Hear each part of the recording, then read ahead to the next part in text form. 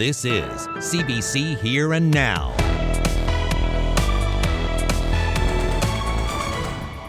It's very difficult and very hard to celebrate. I even cannot say that I'm celebrating it. It's just showing the respect for my country. A bittersweet ceremony in St. John's for hundreds of Ukrainian newcomers. Many are still without their own home. 11 acts of bravery were celebrated today, from performing first aid to pulling someone from the ice. We'll meet some of those heroes and the thankful families. Welcome to Here and Now. I'm Carolyn Stokes. Well, last night, a St. John's hotel threw a party for hundreds of Ukrainians to mark that country's Independence Day. This, as many friends and family back home in Ukraine were banned from public celebrations for fear of Russian attacks. As freelancer Andy Bullman reports, for about 100 of those people, that hotel has become home.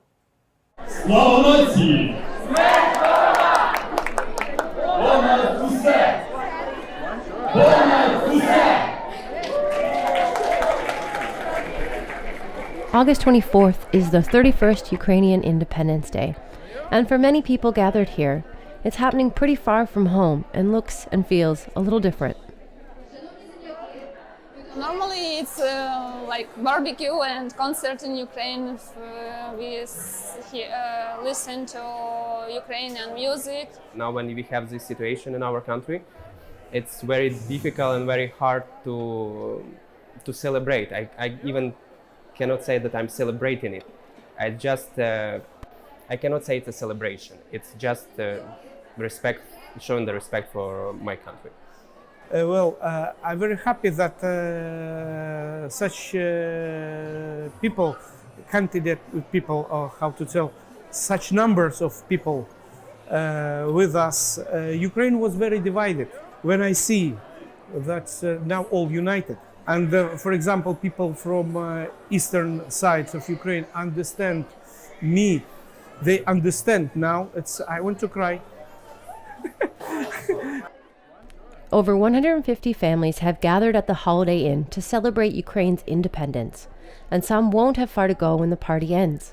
That's because they live here, and this is where they'll stay until they find a place of their own, something that's been a challenge amidst the ongoing housing crisis in St. John's. This situation right now is particularly unique. You know, we've been pressured in the housing market for some time. But we have reception houses and reception apartments. So when people come to the country as government-assisted refugees, that's where they stay initially. But more and more we're utilizing hotels because we don't have enough. The volume of folks coming in is quite high. We're supporting right now over 600 Ukrainians that have come to this province. And there are probably still over 100 staying in the hotel. But we've worked so very hard to match people with community hosts or help support them with private accommodations. So, you know, people are getting into their home and getting into the community. It's like, of course, everyone want to have a big backyard, you know, to have a barbecue or something. But for me, like most of the people, they look at that feeling, you know. It doesn't matter what you have, like which facilities you have around you. The more important if that place where you live that give you that feeling that you are at home. So everyone looking for that feeling, and I'm one of them also supposed to that.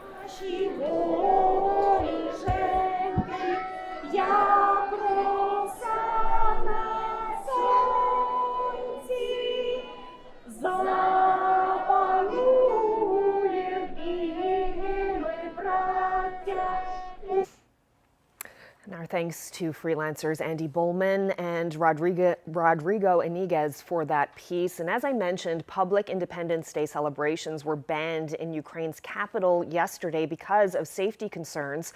Well, about an hour after that celebration in St. John's, 25 Ukrainian civilians were killed in a Russian missile attack in eastern Ukraine.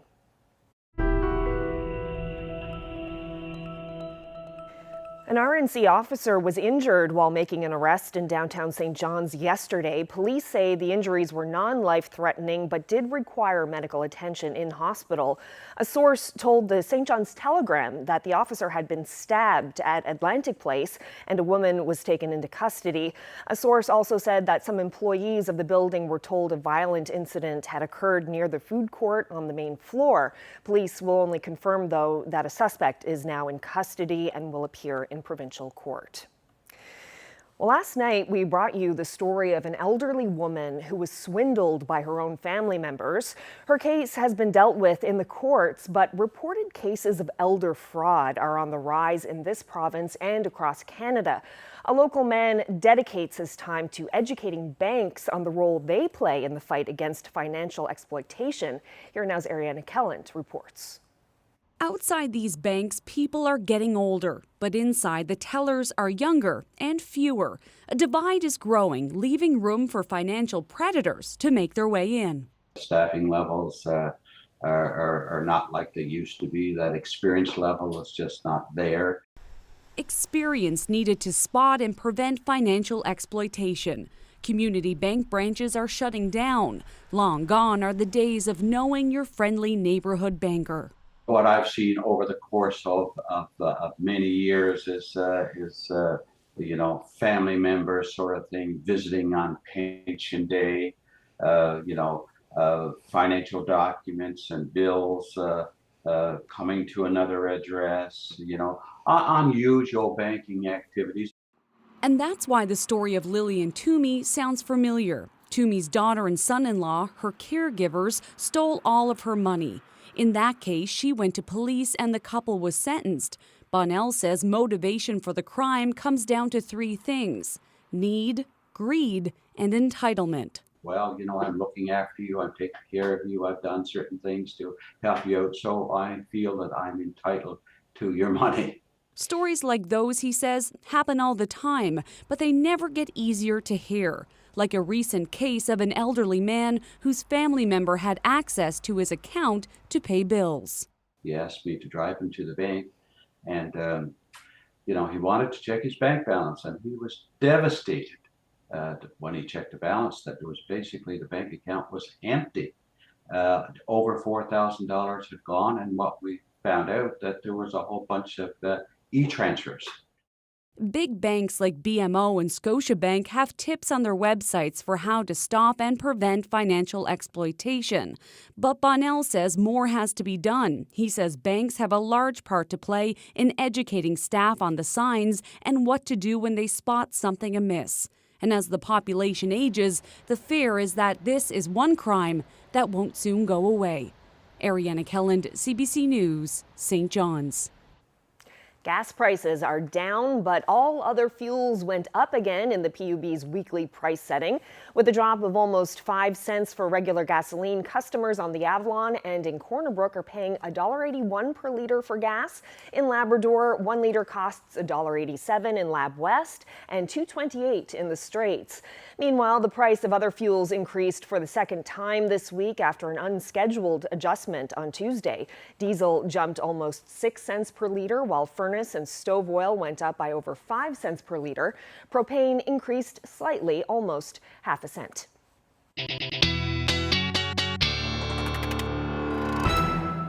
Well, take a look at this video. This was shared with me by Jason Hunt. If you got caught in this heavy rain yesterday, you were probably thinking, this is the heaviest rain that I've seen in quite a while, and you would be absolutely right. It was the instantaneous rate of rainfall at 6:50 p.m. yesterday in Gander was 225.8 millimeters per hour. So about 28 millimeters fell in 20 minutes in that area. And in fact, 49.3 millimeters fell in total. So definitely a humid air mass out there across the province, or at least across the island where we're seeing all of that humidity.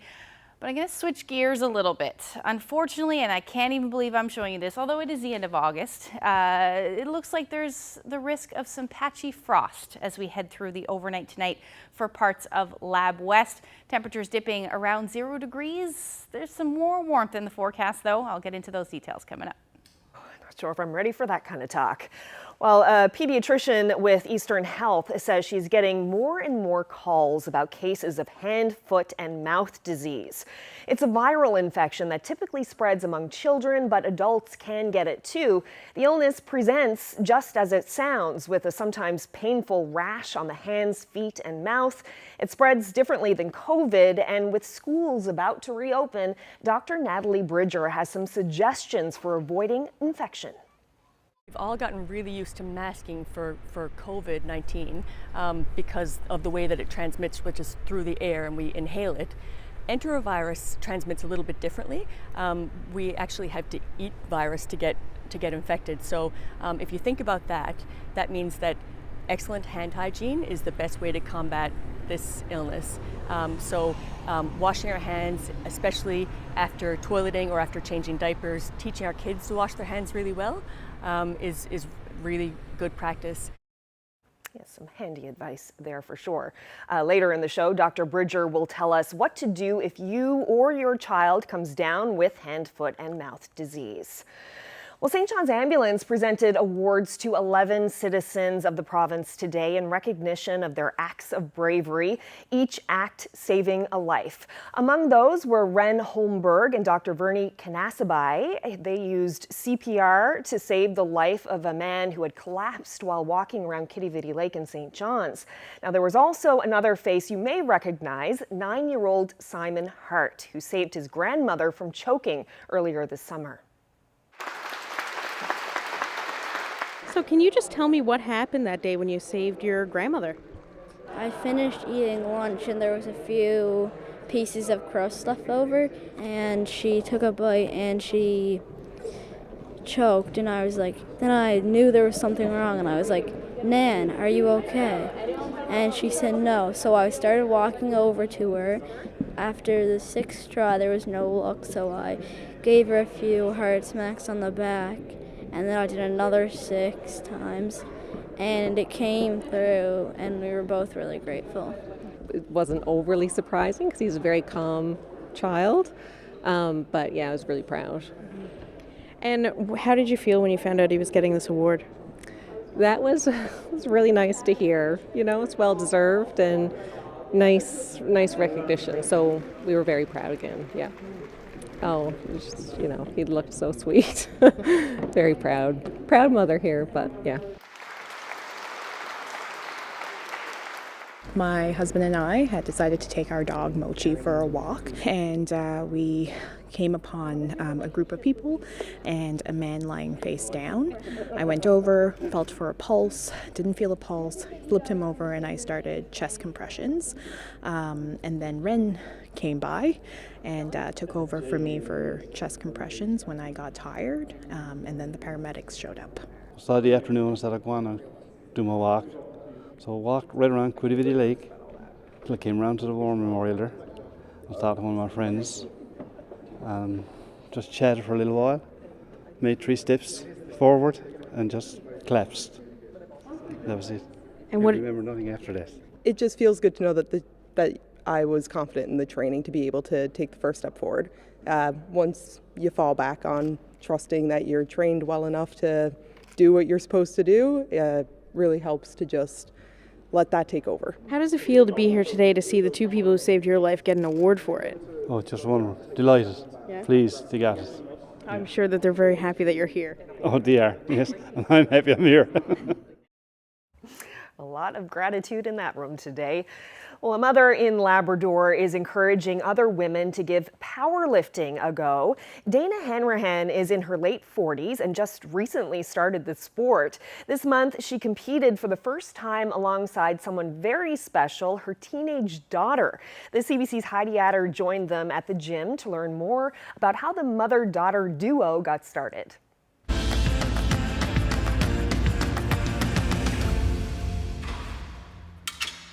So I started coming to the gym when I was 15. I used to drag her with me because I wasn't actually allowed to go by myself.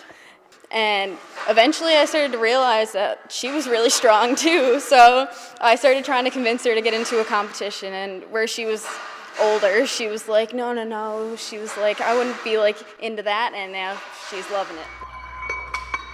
Actually, it was the fact that I went to competitions with her. When I went to go to competitions, there was a bunch of older women who were doing it, and a couple of the women were coming up to me and going, you know what, this has helped me through cancer treatments. It's an amazing society and community out there all over Newfoundland, and they're a bunch of wonderful people, and they're like, anyone can do this, and it's true. A lot of women my age don't think that they could do this. You know, our knees are too bad, our necks are too bad and stuff. It was something that it built up my muscle and helped me actually get over a lot of the injuries I had. Took me out of heart attack range from what I can gather, which was one of the reasons why I started working out, again with gears, just to make sure that, you know, at my age I'm doing something that's going to better me. Oh no, when your mom is as strong as mine is, it is far from embarrassing. Yeah, all my friends think she's insane. The two competed in their respective age categories at a powerlifting meet in Happy Valley Goose Bay, each winning gold. Dana is taking a break to support her daughter. Abby is off to the world stage to compete in the Junior Powerlifting Championships in Turkey. But the two hope to inspire others to try out the sport. It is such a great environment. It's like unlike any other sport. It's like everyone's a giant family. Like if you do something, everyone's happy for you. It doesn't matter if you're beating them or something like that. They'll still have a smile on their face for you. And I got to agree with her. Here at Gears, it's like a family atmosphere. TJ, Maria, and Danielle, and everyone is all invested in all of us. So I love the team atmosphere, even though it's an individual sport. Heidi Adder, CBC News, Happy Valley, Goose Bay. Well, it's been fairly warm through parts of Labrador for a good chunk of the week. Today, very different. 11 degrees cooler in Happy Valley Goose Bay. The cooling trend will continue. I'll get into the full forecast coming up.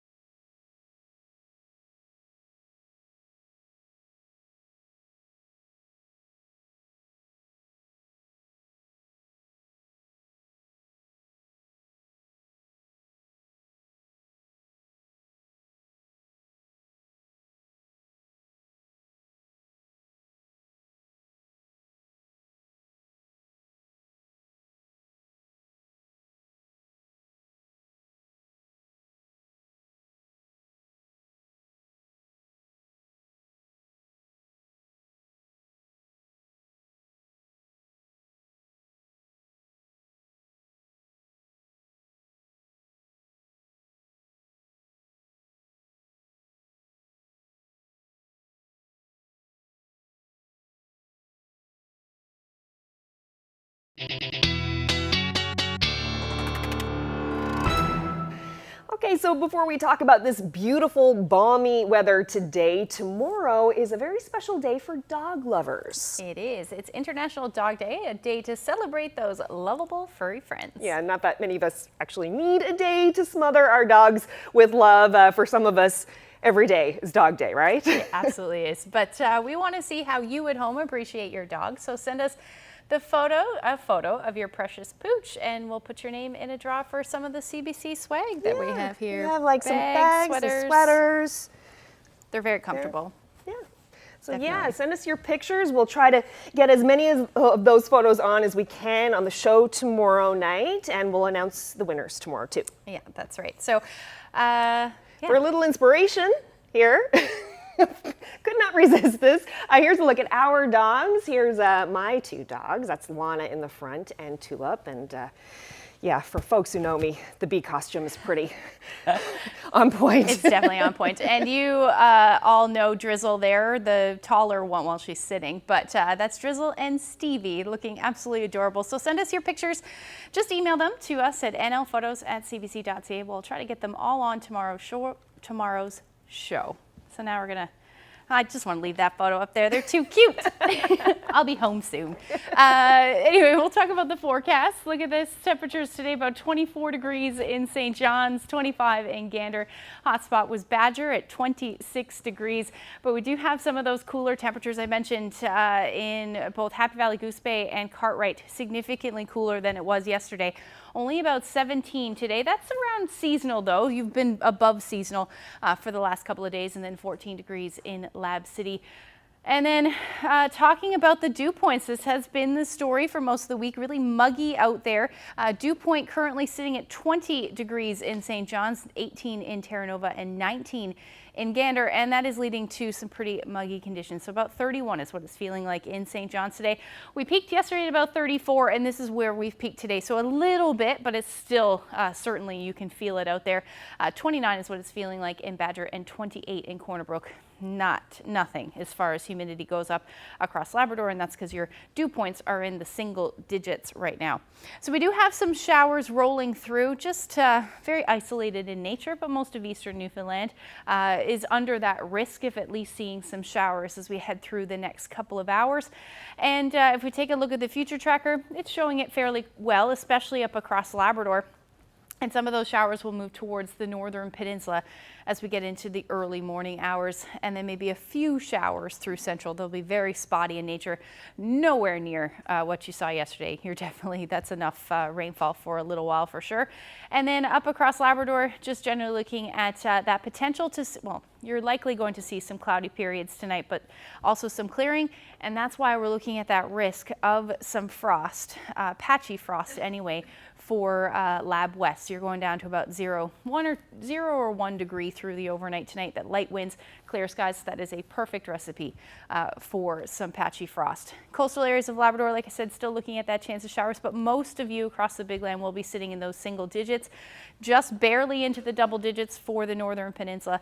And then the warmest temperatures will be for eastern areas of the island, particularly St. John's. Winds will east tonight. It's still going to stay mild, about 19 degrees and about 18 in Marystown tonight. Now, as we head through the day tomorrow, still looking at the slight chance of some showers as the day goes on. They'll be very isolated in nature, and some sunshine as well, though. Northern Peninsula, you'll likely stay cloudy with that chance of showers or drizzle, and then the clouds will be on the increase as the day goes on. Some high cloud, though.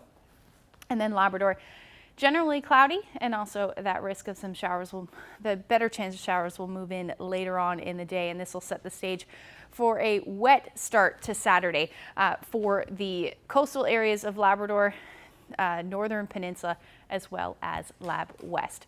So if you don't like the muggy conditions, don't worry, it's not going to last too much longer as we head through the weekend and into next week. In fact, the humidity will be much less than what it is now. We're going to see a similar trend as we head through central as well. A really big dip in that humidity as well, technically dry as we get into Saturday. So as we look at the forecast for tomorrow, temperature wise, 22 degrees, so not a whole lot different from today. The winds will be a bit breezier in the morning, about 15 to 20 kilometers per hour out of the west, but in the afternoon those winds should die down. About 25 in Clarenville, same thing for Bonavista, and then those temperatures will be hovering somewhere in the mid-20s, low to mid-20s through central Twillingate. A bit cooler tomorrow, same thing for Harbour Breton, and then the west coast, those temperatures will be between 21 and 23 degrees. So winds will be out of the northwest. Not a whole lot to talk of, about 10 to 15 kilometers per hour, but still a little bit of a breeze. Now the northern peninsula, you'll stay generally cloudy. Don't be surprised to see a few showers, but the better chance of showers, again, like I said, will be later on in the day.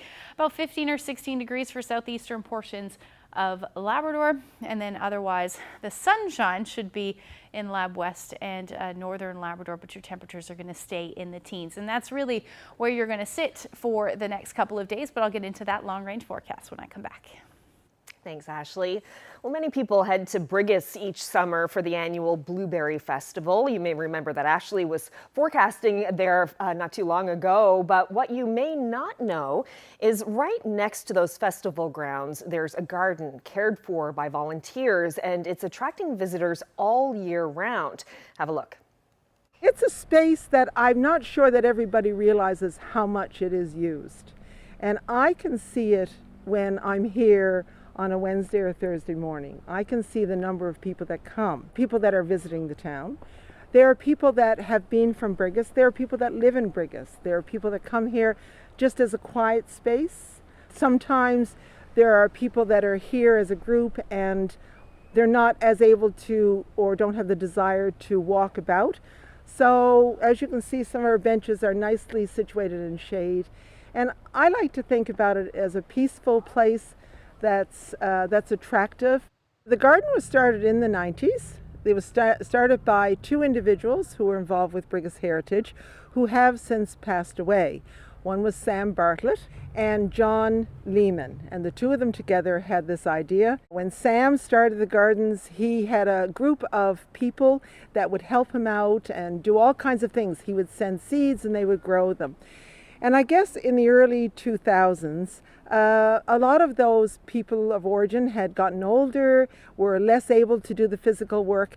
And so I started, and thanks to a huge group of volunteers, I think I've just kind of led the charge since the early 2000s.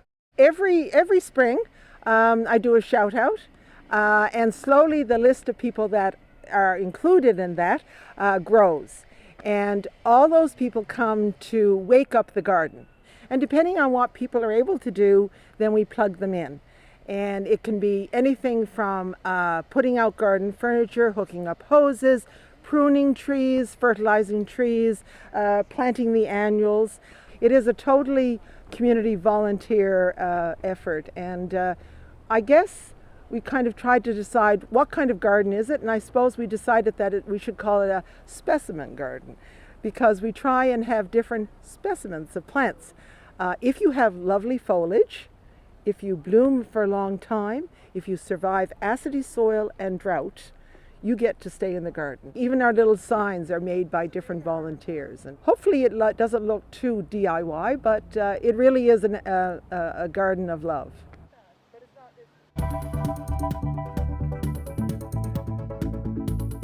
This summer, 4 women were inducted into the Tennis Newfoundland and Labrador Hall of Fame. Melissa Pine, Jennifer Bishop, Heather McLean, and Daria O'Reilly. Well, you may not know their names, but coming up, Zach Gowdy brings you their incredible stories. Meet those 4 exceptional athletes just ahead.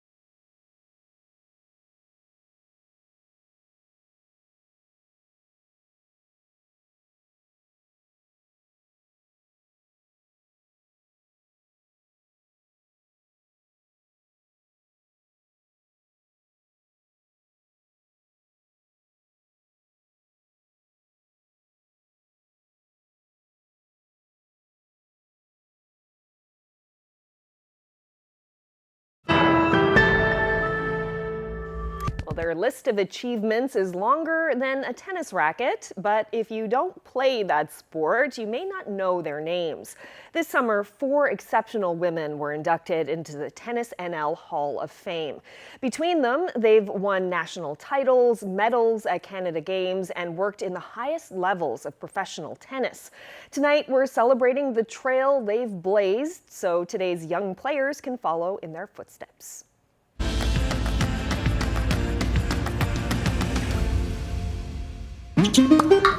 It's not just about hitting the fuzzy yellow ball around the court. It's about all the other things that happen in life, because of tennis. We have a lot of players now who are doing extremely well, and there's very little spotlight on them. But I think the sky's the limit for athletes in this province to play tennis. We really need to champion these success stories so that everybody knows about it. We shouldn't be just learning about it within the tennis community. The fact that we have people having such tremendous amount of success on a global stage really needs to be made known within this province. This summer, 4 women were inducted into the Tennis Newfoundland and Labrador Hall of Fame. Melissa Pine, Jennifer Bishop, Heather McLean, and Daria O'Reilly. Now, they may not put it this way, but the president of Tennis NL told me that these 4 have achieved more in the sport of tennis than any woman or man in this province has ever done. Let's meet them now. Hi, my name is Melissa Pine, and I was inducted into the Newfoundland Tennis Hall of Fame in both categories as an athlete and as a builder. I was a provincial champion, an Atlantic champion, and I was a national semifinalist. I was able to earn a full tennis scholarship. Now I'm vice president at the leading professional sport globally for women, which is the WTA Tour, and I'm just so grateful to be a part of that organization. Hi, my name is Heather McLean, and I was inducted into the Newfoundland and Labrador Tennis Hall of Fame this year as an athlete. So I was lucky enough to receive a full scholarship to go to Murray State University in Kentucky, compete in Division I for 4 years, opportunity to get my education as well as travel across the US and play tennis. Daria and I were chosen to represent Newfoundland and Labrador at the 1989 Canada Games in women's doubles and ended up winning a bronze medal, which was a tremendous honor, and Daria and I certainly had a lot of fun together playing tennis. I believe it's still the only medal anyone in this province has won in tennis at the Canada Games, is that right? I believe it is. Hi, my name is Jennifer Bishop, and I had the good fortune of being inducted to the Newfoundland and Labrador Hall of Fame this year as both an athlete and a builder. I've had achievements on the court with national championships and scholarship to the US. I was elected to the board of directors of Tennis Canada, and 2 years later I was elected as chair of the board of Tennis Canada. And then on the international stage, I have most recently been elected as the only woman and the second woman in history to serve on the Davis Cup committee. So that's been a privilege as well, and hopefully an eye-opener for lots of girls and women coming behind me. Well, tennis is a sport of a lifetime. All you need is a racket and a ball and one other person. I'm definitely passionate about it because I've been able to see the pathways in tennis and to be able to live that. My passion for the game, my drive for the game and for the sport in this province happened right here on these courts. And I would just keep trying to open doors and show these kids that there are so many opportunities once you stay in the sport. The key is staying in the sport and providing facilities and opportunities for them to excel. We certainly in tennis now need some investment in infrastructure. With the 2025 Canada Games coming in a couple of years, now's the time to get our facilities prepared and ready and get tennis back on a bigger spotlight and give people the opportunity to compete nationally. Billie Jean King is one of my role models, and she always says, if you can see it, you can be it. And that's certainly the case. If you can see a pathway and if you can see what's ahead, then you make your goals and you stick to it and you will be able to achieve it.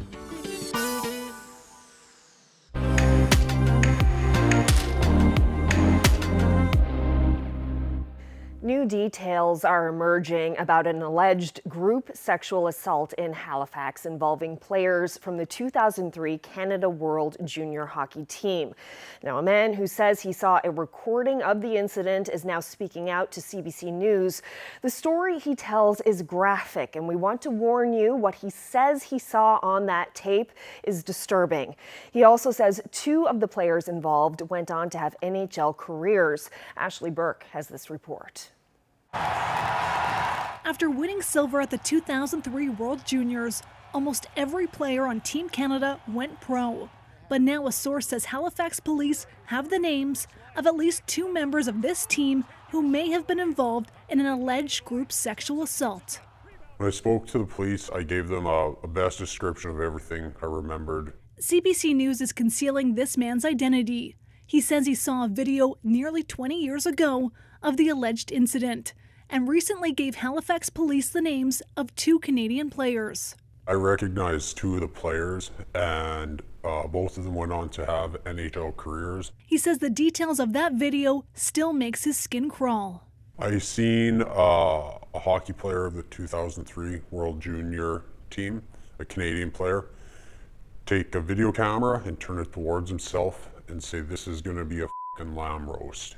A slang term for group sex involving several men and 1 woman.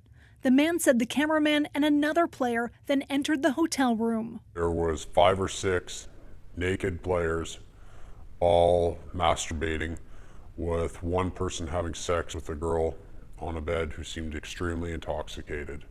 It made me sick to my stomach. Why didn't you report it back then to police? All I knew for myself back then was that it was wrong, but I didn't know these types of things got reported to the police.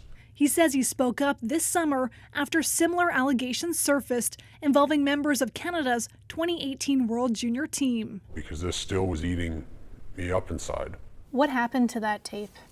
I have no idea. I mean, a camcorder from 20 years ago, I imagine that it's not here anymore. Halifax police launched an investigation in July after TSN first reported details of the video. It's one of 3 separate police investigations in Canada into 3 different alleged group sexual assaults involving junior hockey players between 2003 to 2018. If the claims are true, experts say it shows a pattern. A form of male bonding ritual that is about the abuse of women. And that is extremely, extremely disturbing. Police won't say if the victims come forward, but are encouraging anyone with information to contact them. Meanwhile, 5 players have publicly addressed the allegations, most of them denying any involvement. And Hockey Canada says it's hired an investigator. Ashley Burke, CBC News, Ottawa.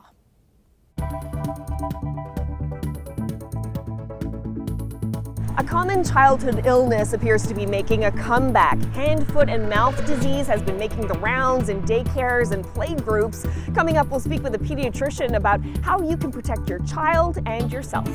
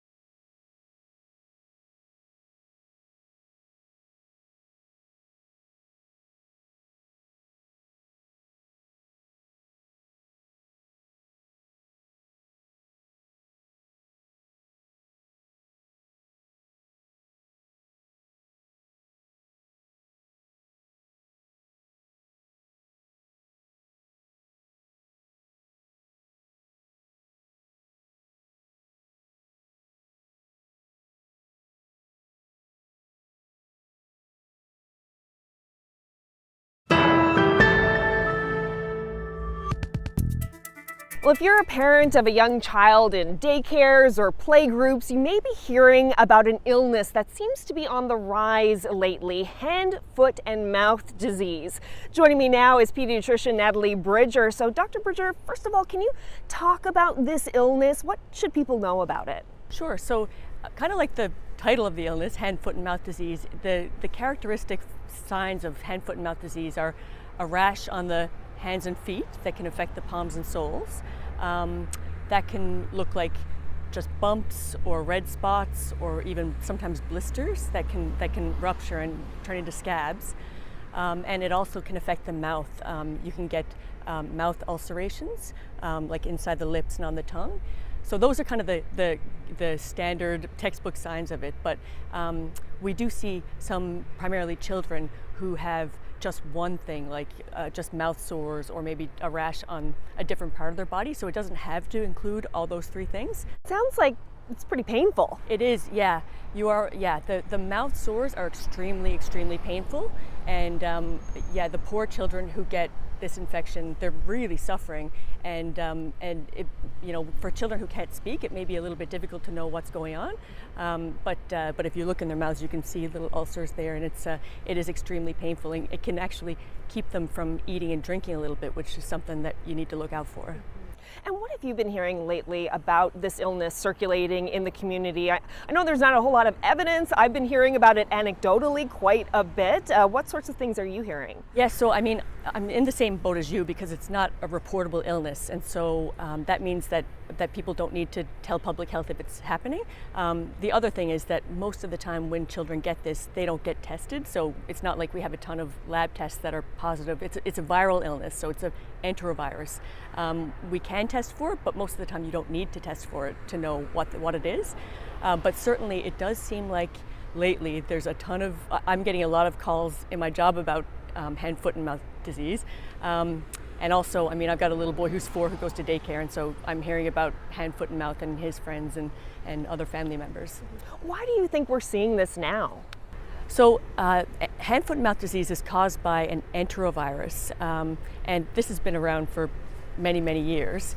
And in temperate climates like where we live, we tend to see these viruses coming up in the late summer, early fall, in the warmer months. So this is a pretty typical way that we see enterovirus presentations.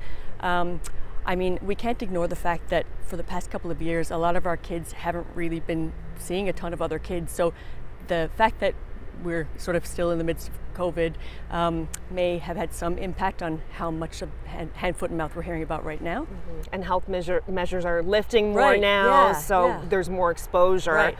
And this virus doesn't just affect children, adults can get this too. Absolutely, yes. Adults can get it too, and they can get quite sick from it, actually. So I've seen some adults who are just miserable. We talked about the pain in the mouth, but the rash on the palms and the soles can also be very painful. So yes, it can happen to adults, but definitely it's more common in children, younger children, usually under the age of 7. Why do you think it affects children more than adults? It probably has something to do with just repeated exposures over time. So adults, by the time they reach adulthood, have had exposure to this virus likely every summer of their lives. So they may build up a certain immunity to it. Whereas kids, especially kids right now, haven't had a ton of exposure to viruses. So it's not considered like a serious illness. People get over this, but what kind of treatments can people use to help ease it, I guess? Yeah, so for kids, there's no specific treatment for enterovirus, like you said, but for the pain, and sometimes kids can get a little bit of a fever with it and can feel a lot of pain, as we talked about. Things like acetaminophen and ibuprofen, just standard over-the-counter medications that you use to treat fever and pain, can make a lot of difference. One of the big complications in children is if they aren't eating, they can get dehydrated. So parents do need to watch out for how much their kids are eating and drinking and how much they're peeing. So if they notice fewer wet diapers, or if the child is toilet trained, if they're going to urinate less frequently than usual, then they should seek care or try to bump up the fluid intake. Maybe popsicles. Well, yeah, I was just going to say that exactly. So this is, the nicest advice I can give is popsicles, ice cream. Cold things can help dull the pain, but it can also kind of increase that fluid status that we need to keep kids out of hospital. And we're all used to, masking and hand washing and all that kind of stuff. Well, what kind of advice would you give parents on what precautions can they take? How can they try to avoid this? Yes, so I think we've all gotten really used to masking for COVID-19 because of the way that it transmits, which is through the air and we inhale it. Enterovirus transmits a little bit differently.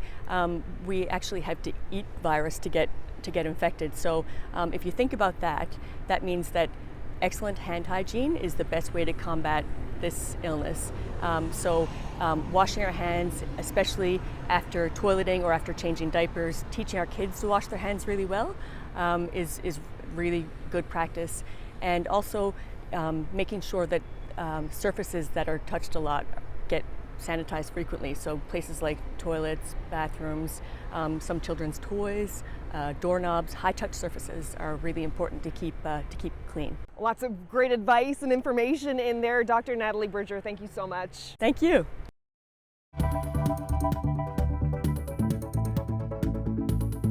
Tomorrow on the St. John's Morning Show, it started out as a fake sign in a fake storefront, but ended with a real violation from the city. Tune in to hear a story that's quite literally made for TV. And what will it take to recruit and keep nurses? The new nursing program in Happy Valley Goose Bay begins next month. A conversation with MUN's Associate Dean of Satellite Sites tomorrow on Labrador Morning.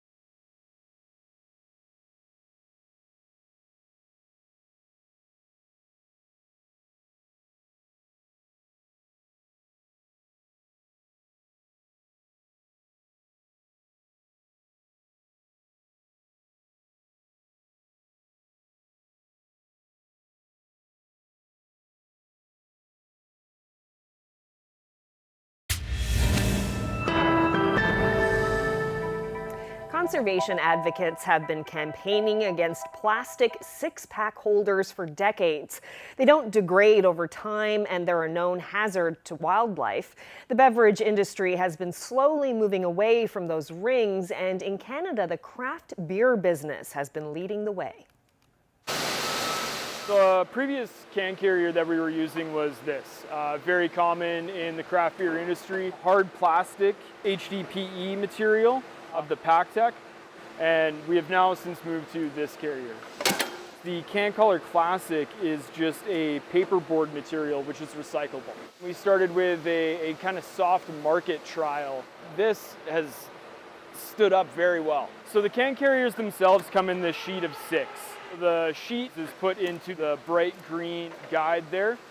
It is then put over top of the flat of cans, and it is just a simple press with an operator, and it's applied, creating this kind of angle which holds the can in place. There's actually 1,800 sheets in this box, whereas a box of 700 of these is about 3 times the size.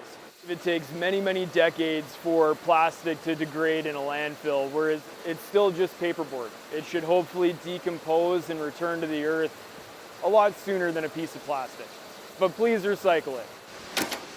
We look around the world and we see Garbage Island in the Pacific Ocean, landfills are overflowing, and if everyone just does a small amount, it makes a big impact.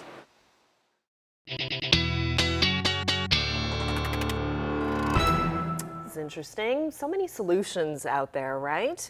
Just got to think about it. Yeah, where there's a will, there's a way. Absolutely. All right, so let's look ahead to the weekend forecast. Yeah. Are we in for a nice weekend? Some of us definitely are, but it is going to start a bit rainy for some areas, particularly the northern peninsula, southeastern portions of Labrador. Let's take a look at the future tracker just to show you.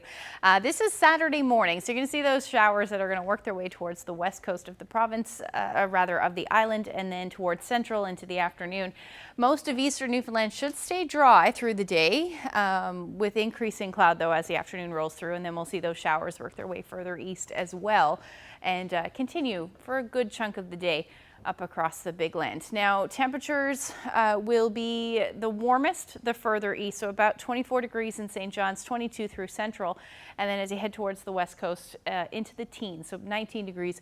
Cooler still for the northern peninsula, and then up across Labrador you may see still a few showers, likely going to stay north of you in Labsie, but that may change. We still have a few days to figure that out, and then some chance of that shower activity for the rest of the Big Land between 12 and 18 degrees as your afternoon highs on Saturday.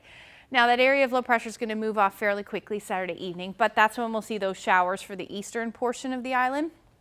More showers will linger for your Sunday across the Big Land, but it is going to set the stage for a pretty beautiful day on Sunday for a good chunk of the island. You may stay a bit on the cloudy side for the northern peninsula, and then some high cloud moving in late day, but overall that rain will continue for most of Labrador. It looks like Nain, you should sit out of this. You should stay actually fairly sunny, but the rest of the Big Land will see that big swath of showers as your weather maker for the day. Temperatures between 14 and 22 degrees, and then for the island, there you go, lots of sunshine at this point, and between 19 and 22 through the day. And again, we're going to say goodbye to that humidity as well. So taking a look at the long range forecast, looks pretty good. Temperatures into the 20s. Some mix of sun and cloud for Sunday, same thing into Monday, and then a little bit more cloudy periods expected as we head into Tuesday, but those overnight lows staying quite mild between 15 and 16 degrees. And then for central Newfoundland, you're looking at your temperature around 22 degrees for Sunday, and then bumping right back up into the mid-20s by the time we get into Monday and Tuesday. And again, a few more cloudy periods in the mix, staying dry for western Newfoundland as well. In fact, by Saturday night, you'll start to see some clearing, and then temperatures between 21 and 24. Now, for eastern Labrador, that stretch of rainy weather will unfortunately continue with your temperatures into the teens. And then a couple of cool nights for western Labrador again tomorrow night, hovering around 2 or 3 degrees, but then warming up as we get into Sunday and even into Monday. But unfortunately, that will come with some gray skies. Look at this shot. Oh, wow. It's a beautiful sea cave, actually, in Twillingate. And Carol shared this great shot with us. And if you have any weather photos that you would like to share with us, send them to Twitter, email, or Facebook, Twitter, or email at nlphotos@cbc.ca. Got a little bit ahead of myself there. Great shot. And a little reminder before we leave you that tomorrow is International Dog Day. So earlier we were asking for your dog photos.